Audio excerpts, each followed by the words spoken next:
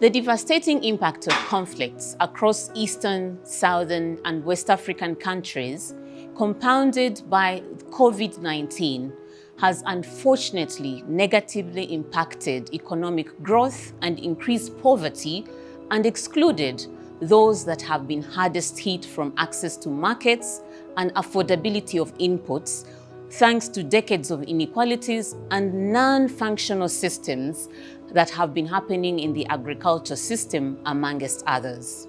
As we all know, conflicts emerge as a result of exclusion or perceived exclusion in a shared economy.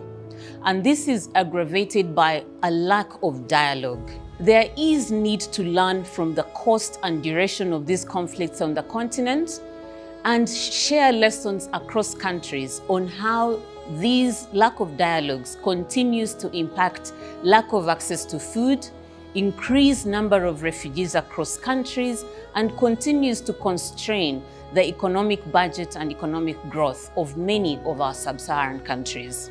Leaders across the continent require safe spaces in which they can encourage meaningful and accountable dialogues that can facilitate political and policy harmonization.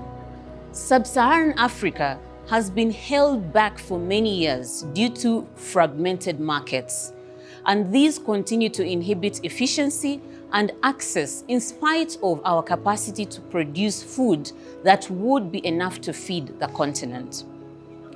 The opportunity of the Africa Continental Free Trade Area presents a very large market for goods, services, and free movement of capital, labor, and business. Unfortunately, this will never come to fruition unless the leaders come together and prioritize this one common market for the benefit of the opportunities and the competitive advantage that Africa presents. To elevate sector competitiveness, Sub-Saharan Africa needs to provide an immediate pathway to build an inclusive economic transformation.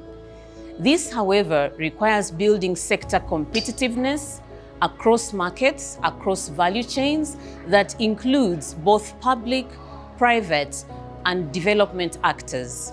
Interestingly, we've got the models, and all they need is scale, commitment, focus, and a long-term approach.